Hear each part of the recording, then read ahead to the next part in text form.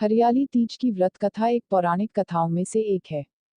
इस कथा में ऐसा बताया गया है कि माता पार्वती जी इस दिन सैकड़ों वर्षों की साधनाएं तप के बाद भगवान शिव जी से मिली थी और यह भी कहा जाता है कि भगवान शिव जी को पति के रूप में पाने के लिए पार्वती जी ने 107 बार जन्म लिया था और फिर भी उसके बाद माता पार्वती जी को पति के रूप में शिव जी प्राप्त नहीं हुए थे।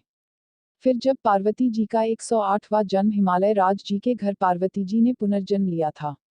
उन्हें बचपन से ही शिव जी को पति के रूप में पाने की कामना की थी।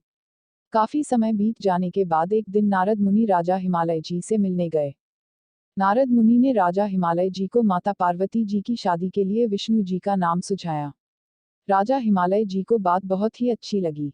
राजा हिमालय जी ने भगवान विष्णु जी को दामाद के रूप में स्वीकारने की सहमति दे दी।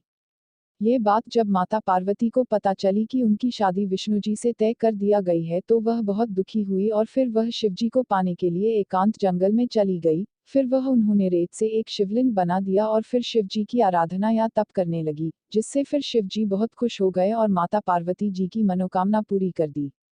जब पर्वतराज हिमालय जी को पार्वती जी के दिल की पता चली तो फिर उन्होंने शिव जी और माता पार्वती जी शादी के लिए तैयार हो गए।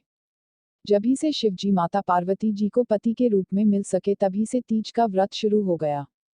तभी से शादीशुदा महिलाएं व्रत रखती हैं और उनके पति की लंबी उम्र की प्रार्थना करती है और साथ ही माता पार्वती जी के कहने पर शिव जी ने यह आशीर्वाद दिया था कि जो कुंवारी कन्या तीज का व्रत रखेगी उसका शादी में आने वाली सारी मुश्किल दूर हो जाएगी और साथ में उसे अच्छा पति प्रताप होगा। शादीशुदा महिलाओं को इस व्रत से सौभाग्य की प्राप्ति होगी और साथ ही उनके पति का साथ उनका विवाहित जीवन का सुख ले सकेंगी। इसीलिए इस व्रत को कुंवारी और सुहागन दोनों ही रखती हैं। इसलिए ये तीज का त्योहार मनाया जाता है। हरा दिल जय शिव पार्वती जी हरा दिल। हरियाली तीज की शुभकामनाएं।